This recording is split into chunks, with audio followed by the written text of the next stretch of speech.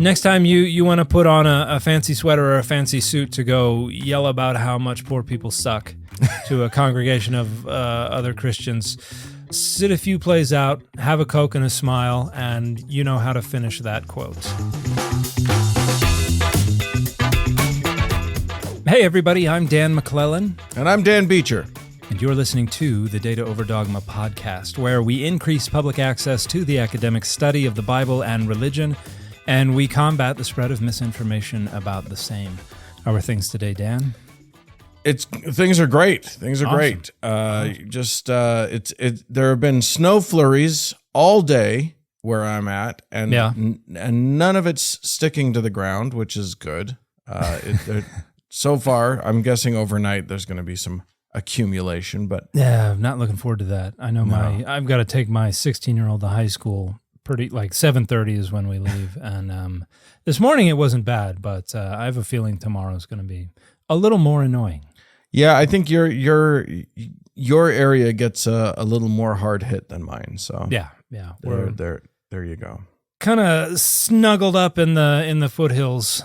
Yeah, where we tend to catch the stuff coming over the mountain. Oh, it's a problem. There you go. At least we don't have as much of the inversion and stuff like that. Well, there you go. If you're not familiar with Utah, you've probably never heard of inversion, and count yourself lucky. Yeah, the Salt Lake Valley has a very lovely little weather phenomenon that happens, and it makes for fun air. Frankly, if your air is see-through, you should feel grateful. That's all. Yeah. Don't rub it in. It's not always the case. Yeah. Anyway, look, we got a whole show that we need to do here. We got a whole diddly-do that we're doing. Our first segment is going to be What Is That? And it is fascinating. It's disconcerting. It is disappointing, but very, very interesting. We're going to be talking about the slave Bible. And then we're going to go for the second half of the show. We're going to be talking about wealth. And is it okay? We'll see about that. Yeah. So we'll have a little fun with that. But first, what is that? And then, like we said, what is that? What is the slave Bible? The slave Bible. Yeah. Yeah. This is a name that's been given, a colloquial name that's been given to a publication that was published in 1807, and its actual title is Select Parts of the Holy Bible for the Use of the Negro Slaves in the British West India Islands. It was not originally framed as a Bible. It's always been explicitly framed as select parts of the Holy Bible, selections of kind of thing, which is something that was popular. Back in the 1600s and the 1700s, you had like the Soldier's Bible, which was like 100 passages that was soldiers kept a little copy on them, and it was, inspired them to hide better or kill people better, or made them feel like war was something God was with them for, and so this kind of stuff had been done before. And the idea here was to take out about 90% of the Hebrew Bible and about 50% of the New Testament, leaving just a handful of passages so that they could get a feel for what the Bible is. And basically it was intended to be a missionary instrument. It was intended to allow enslavers to preach the gospel to their enslaved folks without them getting their heads filled with ideas about freedom and about escape or deliverance or redemption or anything like that related to enslavement. Something tells me they skipped Exodus. It just feels like that would be a good one to just pass over. They skipped the first 18 chapters of Exodus. Okay. They do include the 10 Commandments and a little bit more, but it's actually very peculiar. You can find a copy on like archive.org. I think Google Books probably has a PDF as well. But you go through and it's like Genesis chapter 1, 2, 3, 6. Whatever reason they take out 4 and 5. then you got 7, you got 8, and then we're going to skip to 18, and then we're going to skip to 37, and then 39, and then it's like 40, 41, and suddenly we're in Exodus, Exodus 18. And there are like a handful of chapters of Deuteronomy, and some of the, like Deuteronomy 5 has some references to the Exodus. So you do have a handful of references to deliverance from slavery. You know, you brought us out from the house of enslavement or the house of bondage or something like that. There are a handful of passages that refer to that. And then you get, a smattering of 1 Samuel and 1 Kings, and suddenly you're in Job. And it's like the first 2 chapters of Job and the last 3 chapters of Job. And then you got a handful of Proverbs, no Psalms. They completely cut out the Psalms. And then we get to the New Testament, and it's a little more of the New Testament. You get a little more of the Gospels and Acts. You get a little more Jesus in your diet here, but you're cutting out a lot of the references to deliverance. You're cutting out a lot of the references to salvation in a temporal sense. Yeah. And this was something, as far as I know, it was just published the once. It does not seem like it made a huge splash on the literary scene. Well, especially considering it was specifically for a very small group of people. Yes. Probably most of whom were unable to read anyway. So it does seem like that you've got a very small audience for this particular publication. And the reason a lot of people are aware of it now is because the Museum of the Bible has had there are only 3 copies known to exist still. And the Museum of the Bible has had one of them on display. And it started to gain attention, and they were like, all right, we're going to do a whole feature on the slave Bible. And they brought in some copies of advertisements for the sale of slaves and stuff like that, and gave it a whole treatment, including one thing at the end of the whole exhibit. You are given like a card with a question on it, and you can write down your answer on the bottom of the card, and then they'll put those on display. And so one of the cards is like, is the slave Bible still the good book, or something like that, which is is problematic. But I have a friend named Jill Hicks Keaton, and she wrote a whole book called Good Book. And it's the subtitle is How White Evangelicals Saved the Bible to Save Themselves. And she did a whole piece on this exhibit because she makes the interesting point that the way a lot of folks are talking about the slave Bible today, and particularly the Museum of the Bible, is as this kind of aberrant perversion of the Bible. It's supposed to be like, look what they've done to my boy, it's unrecognizable now. They've taken out all the parts that cancel out the parts that they left in. And this is incredibly problematic because it tries to make it seem like as long as we have the whole Bible, we know slavery's a bad thing. And the reality is that that's a pretty new innovation. That's, That's a technological advancement that is pretty recent in the history of reading the Bible. But there's some weird things that Jill points out that the Museum of the Bible does to kind of massage the facts a little bit. Interesting. Yeah, they one of the things that they have there on this ran from 2018 to 2019. It's not on, I think it's still there, but the exhibit is not there anymore. Right. But they have on display a little quote from a Reverend Bileby Porteous, Bishop of London. And he's giving instructions to some missionaries, and the Museum of the Bible frames this as a reference to the publication of this book. Because part of this quote says, "Prepare a short form of public prayers, together with the select portions of Scripture, particularly those which relate to the duties of slaves towards their masters." So this would be like the Greco-Roman household codes that we find in places like Ephesians, right, and stuff like that. Servants, be obedient to your masters, sort of thing. The problem is there are two ellipses in here that eliminate quite a bit. Okay. So, because this reverend is not referring to the slave Bible at all.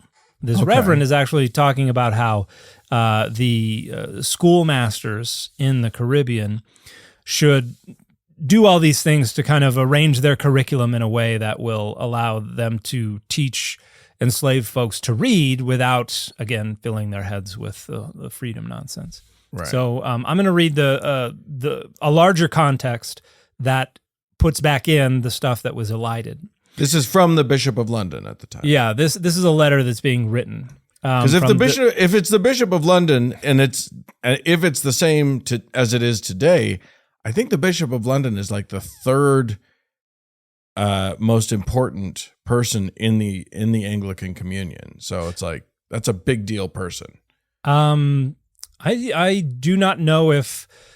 Let's see. Successively Bishop of Chester and of London, was a Church of England reformer and a leading abolitionist in England. Oh, he was an abolitionist. Okay. This must have been after. Well, no, he only wrote this. He wrote this in 1808, which is a year after the Bishop's Bible was published, and he died in 1809. Okay. So, I mean, not all abolitionists were good at it. He was the first Anglican in a position of authority to seriously challenge the church's position on slavery. Okay. Alrighty. Well, I'm going to read this quote. The schoolmasters, therefore, may be empowered to require their attendance in the schoolroom on Sundays, as well as that of their children, and the clergyman of the parish in which they reside will probably have the goodness to add his influence and exhortations for the same important purpose, and also to prepare a short form of public prayers for them, consisting of a certain number of the best collects of the liturgy, the creed, the Lord's Prayer, and the Ten Commandments, together with select portions of Scripture, taken principally from the Psalms and Proverbs, the Gospels, and the plainest and most practical parts of the epistles, particularly those which relate to the duties of slaves towards their masters. The schoolmaster also may be directed to read to them a plain, useful discourse selected from some of our English printed sermons or from the abridgment of Bishop Williams' instructions for the... And then it goes on from there. And so did you notice one of the things that he named that is not in the select parts of the Holy Bible? Psalms. The Psalms. Psalms are nowhere to be found. Yeah. Which is...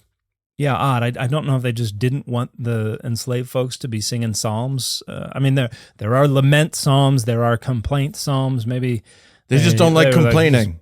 Yeah, let's just leave that whole part out.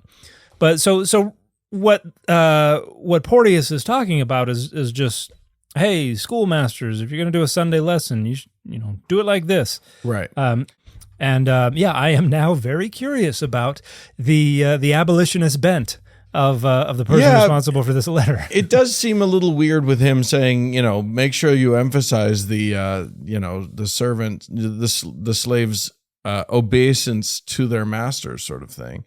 Yeah, I think that's a little weird. But also the other thing is that it was a tightrope walk, right? You didn't want to fully inflame the slavers.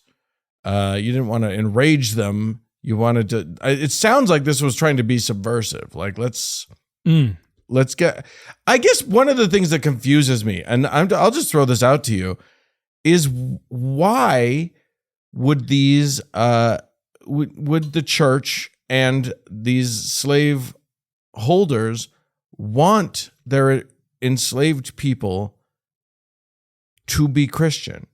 I guess I don't understand why they would want that. It seems like that would somehow put them on similar footing. It would be, you know what I mean? Like, it seems like and it's a way, the whole thing about being a slave owner, a slaver, an enslaver, is that you dehumanize these other people. And it seems like in listing them into your belief system rehumanizes them to some extent.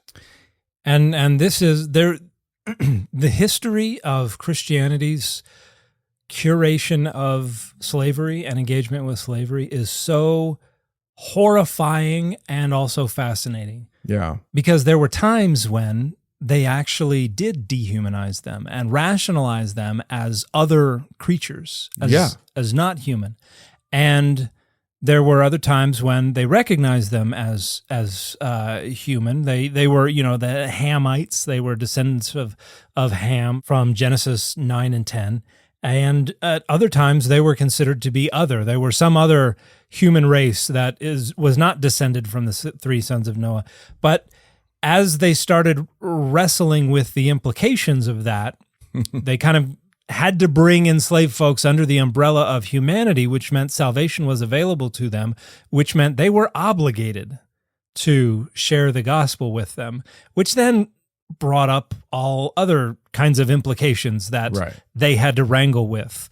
And this was primarily, church leaders and clergy and things like that were the ones doing the main wrangling. The plantation owners, I think for the most part, couldn't have cared less. They were pretty happy with the whole situation. They were busy wrestling with all of the money that they were making. I thought you were going to go another direction in reference to how they sometimes increased their supply of enslaved folks, which is That's another thing they did. That's another thing, but different kind of wrestling. Then they had to wrestle with, okay, if we do allow them to become baptized, does that mean they have to be free now? And for a time there were enslaved folks who would become Christians, and they were like, peace out, and they were would run off or something like that. And so you had to have local and regional legislation that would be like, no, you don't get to be free just because you became a Christian. I mean, look at the Bible. Look at the Bible. And one thing that's included in the so-called slave Bible is Ephesians chapter 6, which is one of the main parts where it talks about the enslaved person's duties to the masters. You've got, servants, be obedient unto them that are your masters according to the flesh, with fear and trembling, in singleness of your heart, as unto Christ, not with eye service as men pleasers, but as the servants of Christ, doing the will of God from the heart, with good will doing service as to the Lord, and not to men, knowing that whatsoever good thing any man doeth, the same shall he receive of the Lord, whether he be bond or free. But interestingly enough, they wanted that so bad, they didn't divide up any chapters. Like all the chapters are whole. They just omitted chapters. Okay. They wanted that so bad, they had to leave in what comes next. And ye masters, do the same things unto them, forbearing threatening, knowing that your master also is in heaven, neither is there respect of persons with him. So they left in the verse telling enslavers that you've got to be nice because God's going to treat you however you treat your enslaved folks. Yeah.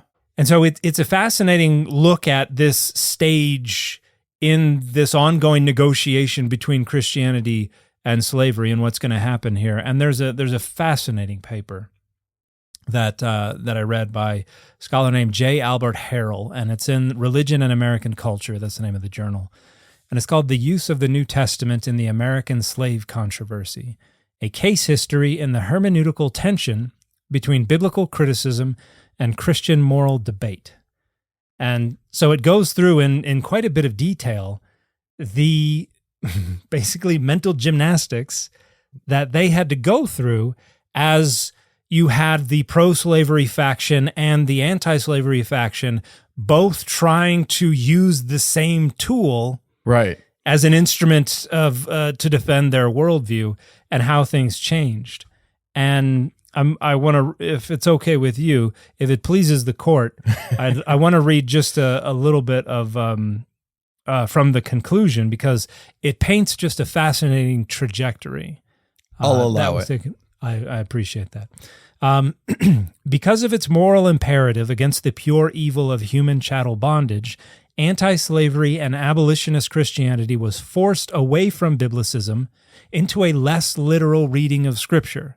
So a literal reading of scripture is pretty clear. Like slavery. That's not going to help you with the abolitionist position. Yeah, we're for it. And so they tried a bunch of different ways to try to make this make sense. Like I was reading through this for a time. They were like, oh, well, the King James Version says servant. It doesn't say slave. So none of the people in the Bible are actually slaves.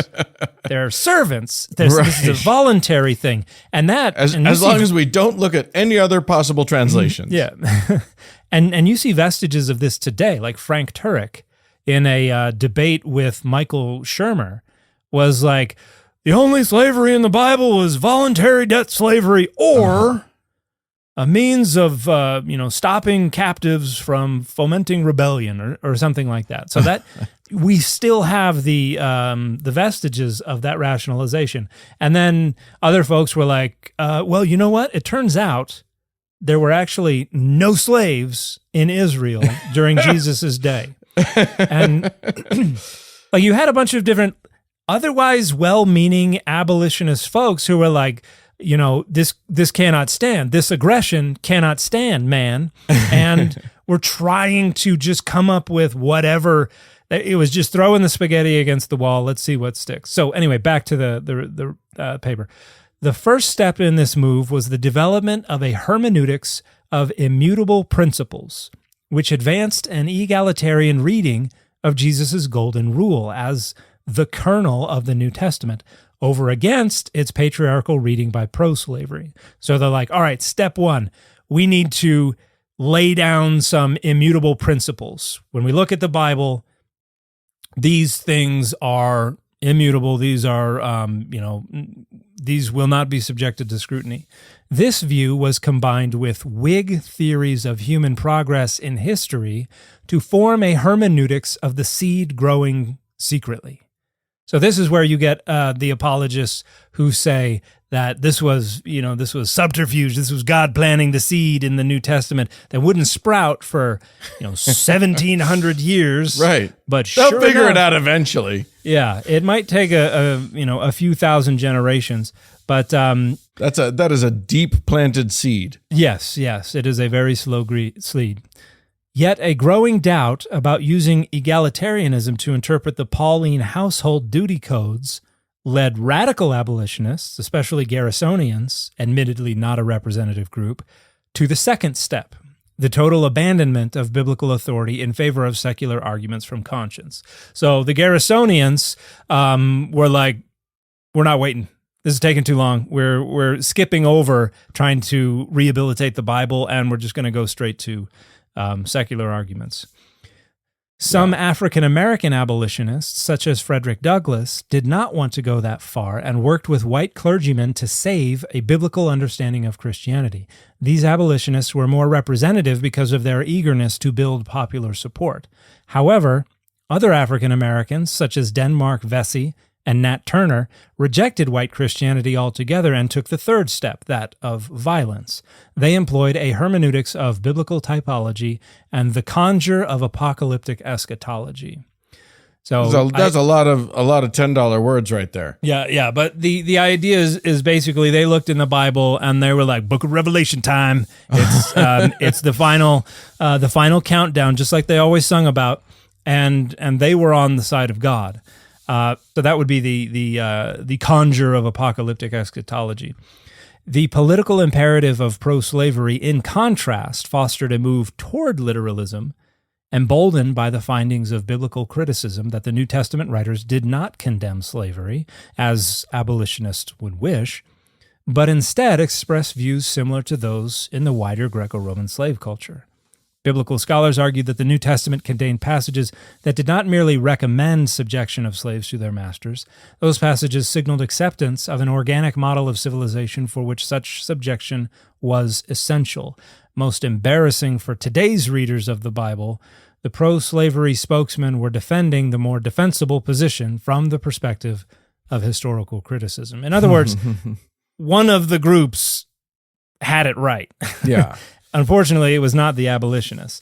Well, had the Bible right. I think the abolitionists may have had may have been on the correct side of history. Yeah, as the great poet once said, "We lost the war." I don't think that made us. No, what did he say?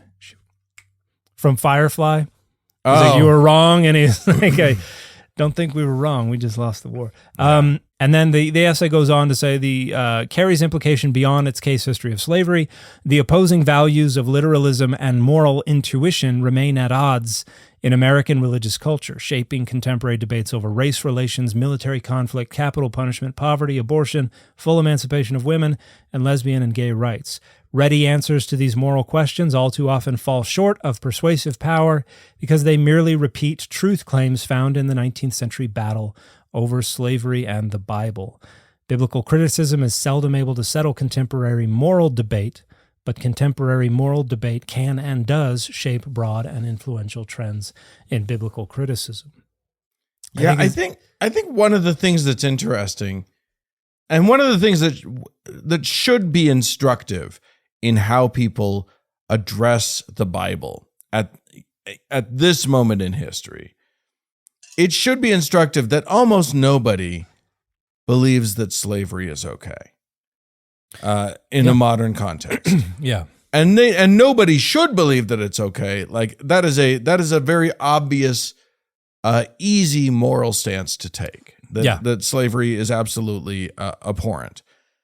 Yeah. And if we can agree on that, then we can move forward with addressing other issues, things like LGBTQ questions from that perspective, saying, look, the Bible was a product of its time, was a product of its cultures, and wasn't purely just, God raining down words that must last in perpetuity, forever, amen. Unfortunately, I have actually seen people who claim to be Bible literalists who then, when you confront them with the idea of slavery and say, surely we can agree that slavery is wrong, because they're so tied to the literal, to the literal interpretation of the Bible, they can't say that. They tie themselves into this system that forces them not to be able to say just slavery is wrong. Well, I see an awful lot of Christians today, conservative readers of the Bible, who are willing to say that slavery is wrong and try to credit Christianity for abolishing slavery based on the Bible. And this is one of the points I wanted to make about this. One of the things that I think this paper does so well is demonstrate this changing tide, which is all about consensus, because leading up to the 16 and the 1700s, overwhelmingly, the consensus among Christians was slavery good. There were occasional, you had anti-slavery representatives bubbling to the surface from now and then. And then once we get to the Enlightenment and questions of universal human rights, the natural law, all this kind of stuff become more widespread. And suddenly there's more focus on this. And you get the Quakers, who were the first group among the Christians to really take a hardcore anti-slavery stance. Right. And what happened was slowly the consensus shifted. And this paper is charting the different arguments that were taking place during this pivot, during the time period when the consensus was shifting. And it's saying that there were folks who were like, okay, we're gonna take this slow and easy, and we're gonna do this right. And they weren't convincing many people. And there were other folks who were like, oh, we're just gonna skip to the end, and they weren't convincing many people. And there was a group who was, if you're looking at the Bible as the rule book, they were right. Yeah. But ultimately they lose out, because what happened is the arguments, as not good as they were good enough for enough people to say, based on the moral conviction of the wrongness of slavery, I'll buy that. Yeah. I can live with that. I think that argument works. And so everything slowly shifted. And now You have the folks, the Christians, who say slavery is evil. It's always been evil. God was just trying to hold Israel's hand because, God couldn't just overturn everything all at once. That would have caused all kinds of economic problems. And, it's the economy, stupid. And now we're saying Christians are responsible for doing it all because the Bible inspired them, because obviously the Bible is anti-slavery. And these arguments are still awful. Yeah. But because because of what you said, the overwhelming majority of people, Christians included, can agree slavery is a moral evil, and their argument doesn't have to be that good. Like it wasn't good in the first place, but now since everybody agrees, now the argument is kind of pushing back a little bit and saying, no, it was the Bible all along. I think they're trying to take advantage of the consensus to try to gain a little ground back from history. Here's what I will grant them. It is that I think that it was Christians who were willing to take the, allow that worser argument to win the day because they had their moral center in place. Mm-hmm. It is them who enabled the abolition of slavery. It's people like, and I've read a lot about this guy because I happen to be related to him, but Henry Ward Beecher was a huge. He was literally he was the most famous man in America, at least according to his biographer, whose name I'm forgetting. But that's the title of the biography: is the most famous man in America. Oh, really? And he was such a popular orator. He was a preacher. He was I believe a congregationalist. His dad was a fire and brimstone preacher as well. But it was his orations and his very, very popular speeches that sort of laid a lot of the groundwork, at least in people's minds, about accepting abolition as a proposition. So okay. And then his sister wrote a book, wrote Uncle Tom's Cabin, and just sort of blew the doors off the whole thing. She was like, "Oh, I got you. I'll do you one better." Yeah, Lincoln had things to say about both of those two. Anyway, so the author of his biography was Debbie Applegate. Thank you. And then he's also famous for his 1875 adultery trial. Stop it. Stop it. How dare you? Okay, look, we were just talking about how you got to be a little squishy on some biblical things in order to make the abolition thing work. Yeah. But I think it is, I absolutely think there were an awful lot of Christians who caught the vision, and obviously preceding them were the actual people who suffered under enslavement, who were speaking out as well. But yeah, I'm happy to acknowledge that Christians did that. It was because their moral sense overruled the Bible. Yeah, and they were just able to gin up arguments that were good enough, right? That they could, I'll buy that kind of arguments. So that they could feel justified in doing what they were doing in light of their ostensible commitment to the Bible. And people are still doing that today. And I think we have other issues. The paper talked about a lot of other issues that we're still in the middle of, where the Bible is frequently leveraged as as the answer to all of this. And there are an awful lot of people who are like, I think it's the same situation playing out. We know what the Bible says, but our moral sense tells us correctly, this is a no-no, this is bad. Right. And I think we're starting to reach a critical mass, particularly with things like, I think we're still a ways away, but I think the things are starting to tilt a little bit when it comes to LGBTQ plus inclusion. There are an awful lot of Christians who are a lot more inclusive, and even some of the scholarly evangelical voices from the end of the 20th century, who were among those who were, affirming that the New Testament is not affirming of LGBTQ plus identities, have now published books saying, I was wrong. I now believe that the Bible does open the door for us to walk inclusion through. But I think that the other lesson to be learned, I guess what the point that I was trying to make is that one of the lessons to be learned is the Bible doesn't have to have an open door.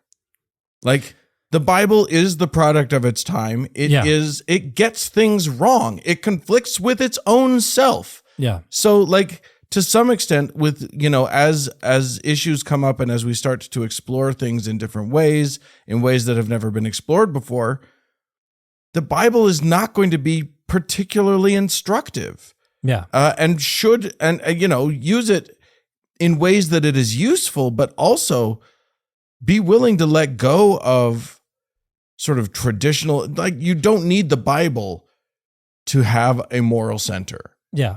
And you would have sided with the Garrisonians. Indeed. Who I think a lot of my advocacy is the same. I'm saying, hey, we know better. Like, there's so many things that we've just been like, no, thank you, that we have rejected from the Bible, and there's nothing telling us, oh, it's okay to reject that, but this, no, can't cross that line. Like, we can cross whatever line we want, because it all comes down to consensus. That's something that I've tried to make a number of times. When it comes to the Bible's authority, that authority is whatever the group agrees it is. Yeah. And they can overrule it whenever they want, literally. Yeah. Whenever they want. Yeah. As long as the consensus is what it is, then that reifies authority, consensus. Well, and the trick is you have to pick and choose, because, like we say, the Bible keeps contradicting itself. So you don't get to just believe everything. So you have to pick and choose. Might as well pick and choose the things that comport with your own moral center. Yeah, and don't pick and choose the slave Bible. Don't. That was an example. Slavery is right out. We all need to agree forever. Slavery is out. That was the picking and choosing of 1807. That again doesn't seem like it made a big splash in literary circles, but yeah. All right. Well, there you go. Hopefully that hopefully that beds that issue back down. Yes, indeed. So let's move on to our next segment, taking issue. And the thing that we're taking issue with, or the issue that we are taking, is the concept of wealth. The thing that brought this to my mind was one of your videos that I saw a bit ago. That was you highlighted a pastor. I don't know where this guy was from, but he had a very Alex Jones vibe to him, and he had a little Lacoste sweater on. That he was kind of busting out of. It was a little weird. I think he was in New York. He's a very barrel-chested man. I don't know. I don't know that the sweater vest is the right look. Anywho, or the cardigan or whatever. Anyway, he was talking about how some people very stupidly say that that Jesus said, "Blessed are the poor." Yeah, and this one of the things I really didn't like is that he started off by saying, what did he say? Some oddly gendered preachers. Right. Yes, he did. And then it showed video of Bishop Marion Buddy from DC, and I was like, she's the one that confronted Trump while he was in her church. She's the one who asked Trump to show mercy to other people, and then was demonized, pilloried for asking for mercy. Yes, exactly. While giving a sermon, people are like, "Shouldn't be so sermonizing." She's literally giving a sermon in her church. She is. Why are you politicizing the sermon to all the politicians? What's happening? Yeah. Anyway, yes. So he does get his little gender dig in. Yeah. That didn't make any sense. No. And he also calls out Episcopalians. He's also like these weird gendered Episcopalians saying all this stuff. But Jesus didn't say, "Blessed are the poor." He said, "Blessed are the poor in spirit." And you said, excuse me. Au contraire. Yes, that's not how I read the word, because he's talking about the Sermon on the Mount in Matthew 5:3. And the interesting thing is that the Sermon on the Mount is not the only place where we see a collection of Beatitudes. We also see it in Luke chapter 6. Only there, it's not known as the Sermon on the Mount. It's known as the Sermon on the Plain. And it's basically in rough outlines. I saw a video of a guy giving a sermon on a plane, and I was like, dude, just sit down. Nobody needs to hear that. Lose the guitar. I assume this is AIN, not ANE. Plane. Correct. Okay. Yes. The rain in Spain falls mainly on the sermons in the plain. Yeah. And so in rough outlines, it's basically the same sermon, but the details are different in a bunch of different ways. Okay. And this presents a bit of a problem for folks who think that's, the folks who accept univocality and inerrancy and things like that. Because it sounds like Jesus is like on a hill and he gives a sermon and then he's like, hey, let's go down here. And then gives mostly the same sermon, but somewhat different. And it's like, what? Why is Jesus doing this? It's why has he got it's the same set we heard last night. You got to write some new material there, Jesus. But in Luke chapter 6, verse 20, Jesus does say, blessed are the poor. Makarii he ptohi. And this is, there's no qualification there. In Matthew 5:3, it does say, blessed are the poor in spirit, which seems to be a reference to the humble. And it does not say only the people who are humble because of, whatever. All humble folks, which obviously will include an awful lot of poor people. But in Luke, it just straight up says, blessed are the poor. And it doesn't seem like the humble would include Pastor Lacoste, but that's just a sense that I have. Yeah, I love that he was like his talking about how he ministers to the poor and he prays for them and more than a lot of people, and like not that sincerely though. It doesn't. sound like. Something tells me that you pray down to them. You don't pray with them. And then he talked about his brother. He said his brother lived on the street for a while, and he was a wild man. And what did he say? He wasn't humble, and that nobody could tell him what to do. I wanted to be like, it sure doesn't sound like you're the kind of guy who lets other people tell him what to do. Right? So, yeah, exactly. I wonder if this runs in the family, maybe. And right. What? Economic status is not the main factor here. It's not the problem. Yeah. That's probably not it.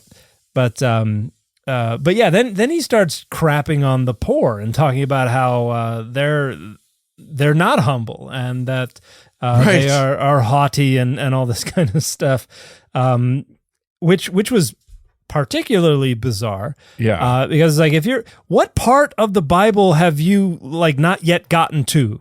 Because I mean, maybe you just got to Matthew 5:3 and we're like, ooh, I'm going to write a sermon on this and I'm going to stop reading the Bible. I'm going to start at Matthew 5 and end at Matthew 5:3, and that will be the beginning and end of my reading of the Bible. And then I'm going to put on my little alligator sweater and I'm going to go yell at my congregation. But yeah, the message that the poor are blessed is not just limited to Luke 6:20. It is something, in fact, the New Testament, interestingly enough, Jesus' followers were overwhelmingly, at least as far as we can tell, seem to be from the lower economic half of first century Judea and Galilee. From what we can tell, there were not a lot of incredibly well-off people. We do have the story about the rich young ruler and Joseph of Arimathea, and there are some examples of people who were pretty well off. But for the most part, his following seems to be represented as not a bunch of incredibly wealthy people, and the message of Christianity in the earliest years seems to have been directed at the poor.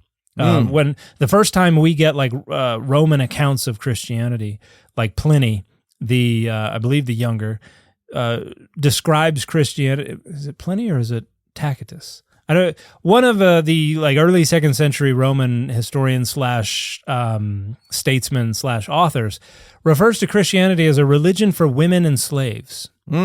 So, which would suggest that this is still, low on the economic ladder. But the message of Christianity seems to be directed in the direction of the poor as well. And in addition to the parts where in addition to Luke 6:20 and elsewhere, you also have condemnation of the wealthy.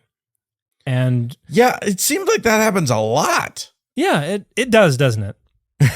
Like I can think of several, the camel and the eye of the needle thing. I can think of several things just off the top of my head, and I'm no Bible expert, but it seems like Jesus himself said frequently, sell your stuff. If you're wealthy, if you're rich, stop it. Yeah. Sell your stuff and give it to the poor. Yeah, that's what happens after the rich young ruler comes to Jesus and says, what do I have to do to earn eternal life? And Jesus says, starts rattling off commandments and is basically like, the law. And then the rich young ruler says, oh, I've been keeping all the commandments since my youth. I've done all that. What more do I lack? And Jesus says, sell all that you have and give it to the poor, and then you will have mansions in heaven or something like that. And then it describes the rich young ruler as going away sad or dejected because he had lots of stuff. Yeah. And then Jesus says how difficult it is how difficult it will be for the wealthy to enter the kingdom of heaven. And that's when his followers are like, what's going on here? And then he gives the whole, it's easier for a camel to go through the eye of a needle than it is for a rich man to enter the kingdom of heaven. And his followers are like, well, who then can be saved, master? And he says, with humans, with mortals, this is impossible, but with God, all things are possible. And you see so many people trying to turn this around to be the exact opposite of what it is. It's pretty clearly an insistence that you cannot serve God and wealth because your heart will be with one and not with the other. It's like, pick one. Yeah. You want to be rich, you want to go to heaven. No one can serve two masters. Yeah, exactly. For either he will hate the one and love the other, or he will be devoted to one and despise the other. Yeah. And so when there are people who are like, oh, the eye of the needle is one of the leaves, one of the smaller doorways that's built into the larger city gate, and It was called the eye of the needle because if camels had to go through, they had to get on their knees and they had to take all of the luggage and all of the stuff off of them, and they had to go through with carrying nothing. And so that means in order for a rich person to enter heaven, you have to be willing to give up everything and on and on and on. And this is entirely made up. Those doors are medieval in origin. They're called wicket gates. They start in Europe, medieval period. There's no indication those doors existed anywhere in, around, or near Jerusalem in the 1st century CE. And so it definitely was not that. And then it seems clear, like even if there was such a thing as the little door that the camel can barely fit through, like the concept is still the same. Rich people, like you have to rich people don't get into heaven. Like it's almost impossible for a wealthy person by Jesus's reckoning to get into heaven. Yeah. So then we stumble on the problem of the prosperity gospel, led by people like Joel Osteen and Paula White and Creflo Dollar, which, these people are incredibly popular. They themselves are insanely wealthy because they, and what they preach is this idea that if you give me money, if you give the church money and somehow it magically flows to me, then you will have everything you need and wealth will flow to you. and nobody seems to notice that A, that doesn't work, and B, it seems in contrast with a lot of the stuff that you read, especially in the New Testament. I did some research and tried to figure out what scriptural references prosperity gospel preachers use to justify their position. And it seemed almost exclusively to come from the Hebrew Bible. Yeah. Well, and that's because, like I said, that most of the New Testament is written towards overwhelmingly poor people.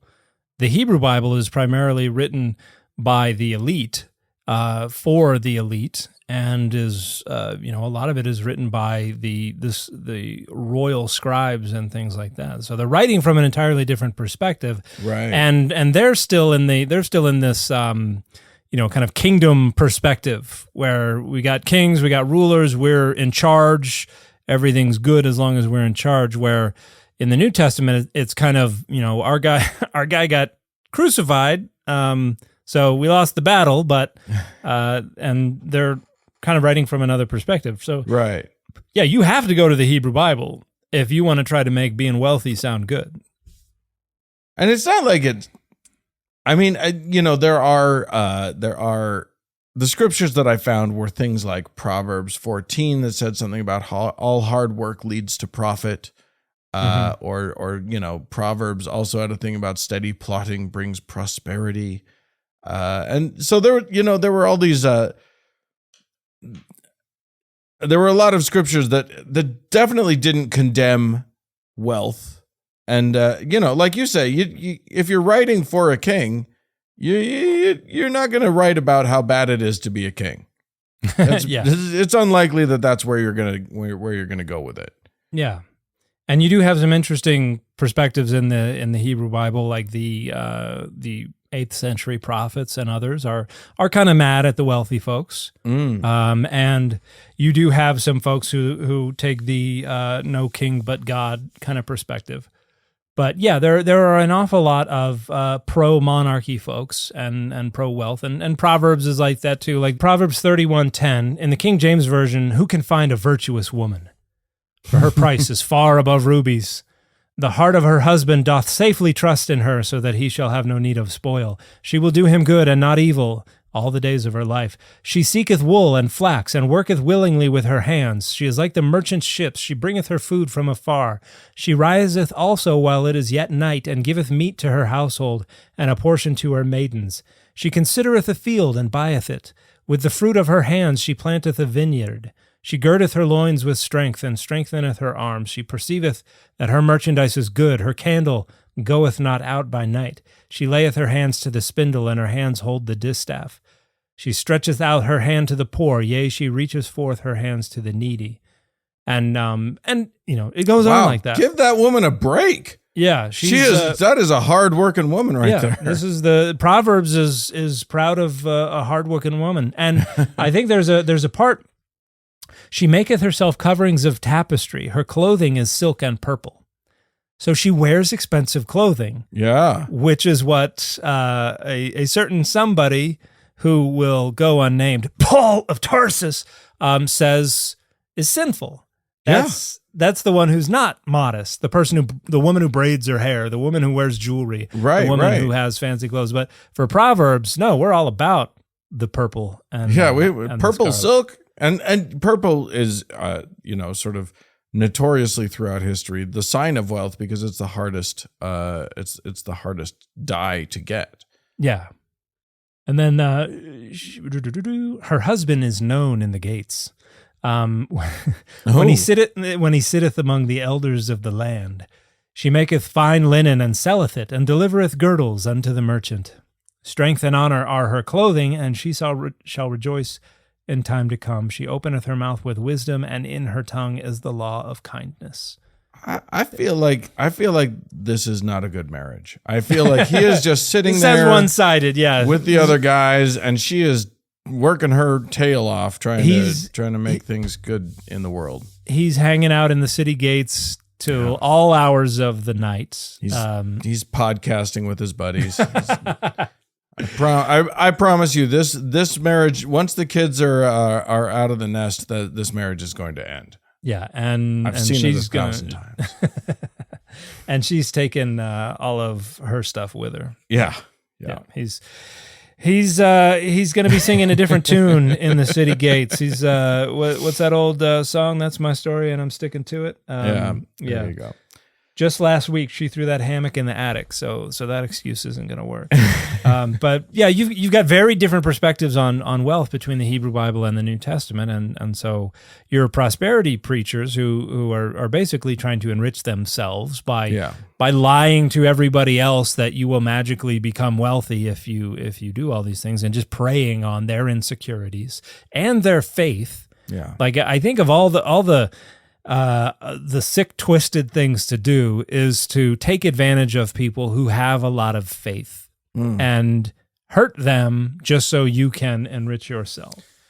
And then when your promises don't come true, chastise them for not having been faithful enough. Tell them that it was their fault, that they weren't able to make it happen, that they didn't do the things that they needed to do in order to be, that they just need to pray harder. They need to believe more. There was some doubt in them. There was some blah, blah, blah.